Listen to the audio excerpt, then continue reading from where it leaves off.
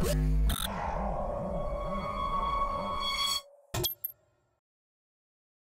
here we are looking at the Dome of the Rock, and that is probably the center of a lot of the geopolitical angst, geopolitical insanity in the world. Up there is the Temple Mount, and Jewish people, and this is in Israel, not allowed to go up there and pray, a point of consternation. In fact, Muslims believe that all of this is their land and they want to take it back. And Christians are here, and today happens to be Palm Sunday in Israel. So all of this stuff coalescing over this one little piece of ground right here. Very interesting. Stay tuned for more information. This is Micky Rosenfeld, the PIO, Public Information Officer. You've seen him managing Operation Protective Edge, and a friend, we were together a couple of years ago and had a great briefing.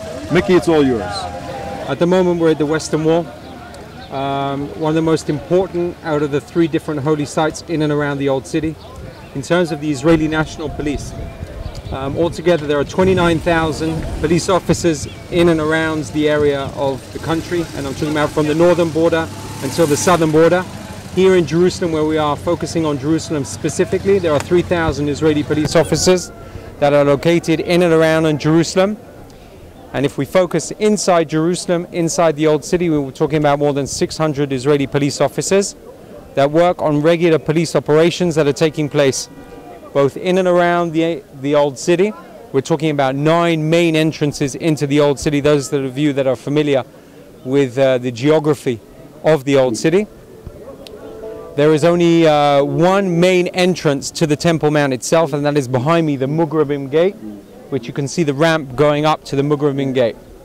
Taking into consideration, and if you look behind me towards the Western Wall area, you can see our police officers are on the roof at the moment.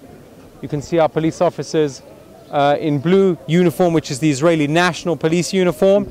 And you can also focus and you can see our border police officers, who are also very well trained to deal with different types of riots, and special patrol units that can respond to any incident that will take place both in North Jerusalem, East Jerusalem, South Jerusalem, or in West Jerusalem. What I can tell you is that here in and around the Western Wall, in terms of visitors, the majority of people that are coming into the Old City visit the temple, visit the Western Wall, then visit the Temple Mount, and then the Church of the Sepulchre, taking into consideration the 3 most holy places to all the different religions. So we're talking about a global importance, not just to countries, but we're talking about religions, and therefore it covers everybody. Here, where we're located at the moment, the Western Wall, we'd say we have approximately 2 million visitors to the Western Wall per year. Okay, behind us on the Temple Mount, and the most holy site, 3rd most holy site, and I want to emphasize that to the Muslim religion, is the Temple Mount area with the Al-Aqsa Mosque just behind us, which is in fact the Grey Mosque. Let's differentiate between the Temple Mount area and the Golden Tomb, which is in fact the cover of the mosque over there, and behind us, which is the Al-Aqsa Mosque. When the Muslims pray, they pray towards, okay, Mecca. Okay, so when they're praying in towards Mecca, Mecca is in fact towards there, towards the south, southeast. Okay, and then when they're praying into the Al-Aqsa, from the Al-Aqsa area, facing southwards. Now, every morning the Temple Mount is open for regular visits, and I'm talking about referring to tourists and Jews as well. We have thousands of tourists every day that come onto the Temple Mount, and I would say a small amount of Jews. We're talking about 20 to 30, and that's based on the religious emphasis and the religious sensitivity there is about Jews going on the Temple Mount, but that's also an issue which we have to deal with as well. In the height of 2014, and I'm referring to the IDF operation which took place down south around the Gaza Strip, where unfortunately more than 55 officers and IDF personnel lost their lives, the Israeli National Police had to deal with serious security issues that were taking place in Jerusalem. And I'm referring to security issues both in East Jerusalem, Issawiyah, Silwan, Ras Al Amud, Bakr al-Gharbiya, which is also in the north as well, which had a reflection on what was going on here. But our police units, and out of those 3,000 police officers around Jerusalem, we were working every afternoon, every evening to prevent disturbances and riots from taking place within the Israeli Arab community. Now, on one hand, the Israeli Arab community is part of our society. Within the Israeli National Police, our officers, we have Muslim officers, Christian officers, and obviously Jewish officers. But at the same time as they're part of the society, we also had to deal with ongoing disturbances that took place in and around the different areas of East Jerusalem. I can tell you that 47 police officers were injured, either lightly to moderately, during those clashes which took place. There were no Israeli Arabs that lost their lives inside Jerusalem during those disturbances, and that's due to the fact that the Israeli police, whenever there's a disturbance, we use non-lethal weapons. And we're talking about stun grenades, which only make large noises and scare off the people. No live ammunition is used. It's very important for our officers to be safe and make sure that nobody is going to lose their life inside Jerusalem. If someone is killed in a riot 500 meters from here in Silwan, which is the Arab village just underneath us, the implications will be that on the Temple Mount the next morning there'll be major riots, and the implications will be that in the north of Israel, within the Israeli Arab community in Nazareth, there'll be full-scale riots, and basically all of Israel can erupt into one large ball and one large-scale riot. So during Operation Protective Edge, our police officers were literally responding and reacting to different issues that were taking place.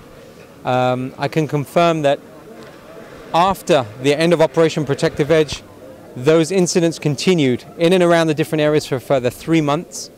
On the 22nd of October, a strategic decision was made, both by the Jerusalem police, the Jerusalem municipality, and also by the Internal Security, the Minister of Internal Security, that we were going to do everything possible to prevent those riots from continuing.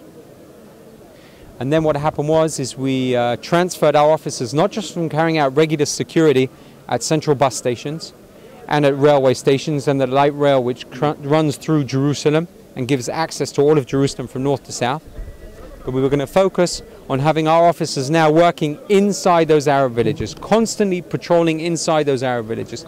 Any incident that took place, our officers were on the scene before it took place. We also used a lot of intelligence. We used special balloons with cameras, video equipment, CCTV, which we could in fact focus on what was going on inside the neighborhoods from balloons which are half a kilometer above those different neighborhoods. Gave us a 360 radius on what was going on the ground, and therefore we could focus and make sure that as soon as we saw those rioters coming out, and we're talking about seeing from the balloons above, our units would obviously plan ahead of time, would respond and react and make arrests and find those potential individuals, those troublemakers, and those that were involved in those ongoing disturbances. So by the end of October, November, we could see there was a tremendous decrease in the number of incidents. We were talking about only lone incidents that were taking place. And then there was an outbreak on a completely different level altogether. Not just on a level of terrorism on a low scale, and I'm talking about petrol bombs and stones that we had dealt with, but there was an understanding within the Israeli Arab community that the situation had been taken control by the Israeli National Police.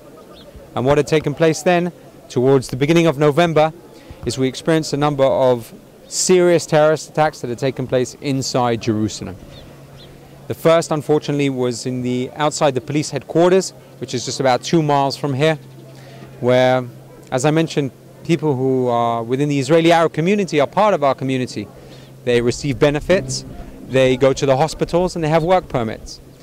And what happened was there were lone wolves, lone terrorists who took advantage of that situation, and then instead of coming in for work purposes, and they showed their permits which they had, they plowed their vehicles inside to the light rail, into bus stations, and unfortunately through that period, from the end of November, almost until the end of January, beginning of February, 11 Israelis were killed inside Jerusalem and also in the Gush Etzion area, which is Judea and Samaria. And as a result, unfortunately, a lot of people have been killed. This is an extensive number in comparison to how many people have been killed over the last couple of years. Security assessments were made at the beginning of the year, beginning of 2015, and it was decided by the police commissioner, Yochanan Danino, that it was time to heighten security and find those lone wolves. And this is obviously information which is not so public, but I can confirm is that what was necessary to do is find those lone wolves. It wasn't orders that were being received from Damascus by the Hamas in Damascus in Syria, transferred to the Gaza Strip, and then given to Judea and Samaria, and then terrorists working from Judea and Samaria or inside Jerusalem and carrying out those terrorist attacks inside Jerusalem. We're talking about people that worked, talked our language, speak Hebrew, work within the grocery stores, they're familiar with the neighborhoods, and therefore we distinguished those individuals as lone wolves, lone terrorists. We heightened operation, as I said, we heightened operations. Security assessments were made, and therefore what we did, which was our main emphasis, was to try and track those lone wolves, find those individuals, see who they are, see their profiles, try and find exactly where they're living, watch them and track them, and that's what we've been doing since the end of November. So we're talking about a 3-year period now, where we've been searching, finding those suspects, and if necessary, bringing them in for questioning, letting them know that we're watching them, making sure they're not making any wrong moves, because the difference between a wrong move, meaning them leaving their house in the morning and arriving in Jerusalem, is minutes, literally minutes. So we obviously have to understand who those potential terrorists are, if they're connected in any way, if they have friends or family that are in prisons, are they connected to any terrorist cells? And our intelligence units are working and focusing on those individuals at the moment. And at the same time, our police units are also making arrests. Our operational units, undercover units, are also making arrests whenever necessary, whichever neighborhood that will be, whether it's in East Jerusalem, West Jerusalem, or any other area. So at the moment, we can feel the pressure, but we're dealing with the pressure accordingly to prevent any terrorist attacks. Now I'll go back to the Old City because that's where we are, and I want to focus on what's going on in and around the Old City. There are over 320 security cameras watching everything that's going on at the moment, every movement, every group, every car.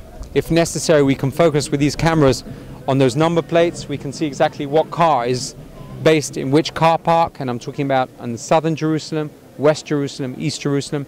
Any individual who is dressed in making his way to the Temple Mount and not dressed in a respectful way and dressed differently or looks suspicious in any way whatsoever, our police units will immediately question those individuals, ask them for their ID cards, and make sure we know exactly what is going on in and around Jerusalem. For someone today to carry out a terrorist attack in Jerusalem, it's very, very, very complicated. He has to leave Judea and Samaria from the Palestinian areas. He has to make his way through regular security that's patrolling constantly in and around Judea and Samaria. He has to get through roadblocks inside Jerusalem. He has to walk through security that is patrolling inside Jerusalem. He has to get through guards that are located around the Old City at each one of the entrances. And then he has to walk inside Jerusalem. And as you can see, all our different police officers that are located in different areas, watching, patrolling, CCTV cameras that are also located in every area in order to carry out an attack. And that's why at the moment the situation is very much under the control. What other issues do we have to deal with? We have to deal with Temple Mount issues, regular visits on the Temple Mount, which on one hand are very important, both for the people that are going on the Temple Mount, but at the same time we have to make sure there's no extremists that are going on the Temple Mount whatsoever, which is something that can obviously spark off anything in and around the different areas. The situation in terms of Purim, the last attack that took place was in fact on Purim itself. We had an attack where we had 5 people that were injured seriously, both on a moderate and as well as serious level. It was the attack itself. There were 5 border police women that were making their way to the base itself. We had no specific intelligence that there was going to be an attack that was going to take place. I can confirm and tell you that we were looking for suspects who were possibly going to be dressed up for Purim as a Haredi man, as a religious individual. And that was what we were looking out for. The attacker himself took his vehicle and drove into a number of women officers. I don't know if you've seen the footage of that, but horrific footage, just the way they were plowed into and what happened to them. But those are the type of attacks that we're stopping at the moment. And therefore our police motorbikes units, I don't know if you've seen them, they're fully equipped with M16s, 9mm weapons, and they are the fastest response that we have. And they can deal with any type of incident, whatever necessary, both on a terrorist level or a criminal level. The last point I want to make is that if in 2001, at the height of the second intifada, the Israeli police were dealing 80% with terrorist-related incidents and 20% with criminal, today the Israeli National Police are focusing 80% on criminal and only 20% on terrorists. So that goes to show you how safe things are at the moment, and that also goes to prove in terms of response time.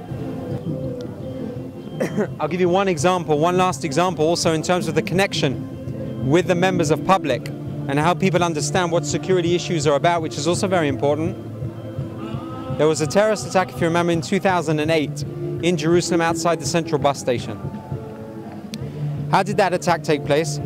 A terrorist left a suitcase outside a kiosk.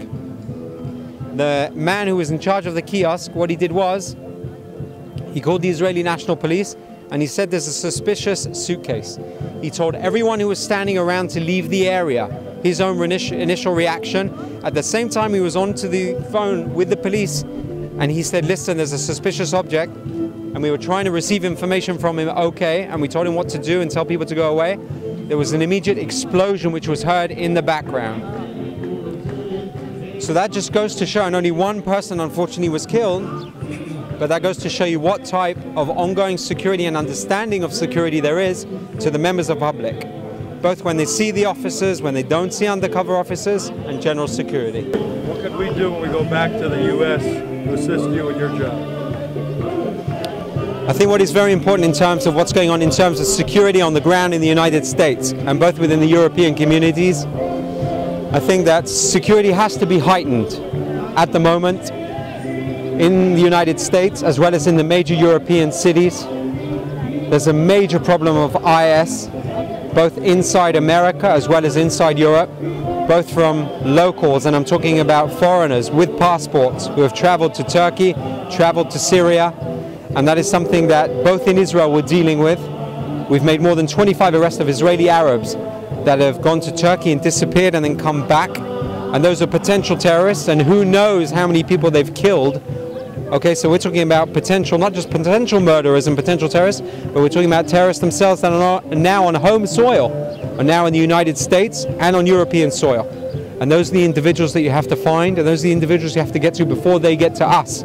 And I'm talking about Jewish facilities, congregational areas, I'm talking about known individual figures, okay? This is all a potential threat that is becoming more real. I've also spoken to leaders of the Jewish communities in London, and we've discussed security, and obviously security has to be heightened. Also, we've seen the recent attacks that have taken place both in Paris and in Brussels, and we can see the threat is not just a theory, but it's now reality, and therefore there has to be an immediate response and a tactical response that has to work both with individuals of the different communities, the Jewish communities, as well as leaders from the different law enforcement organizations that have to work together every day to prevent those lone wolves or possibly anything more serious from taking place. Okay. Thank you. All right. Thank you very much, guys. I appreciate that.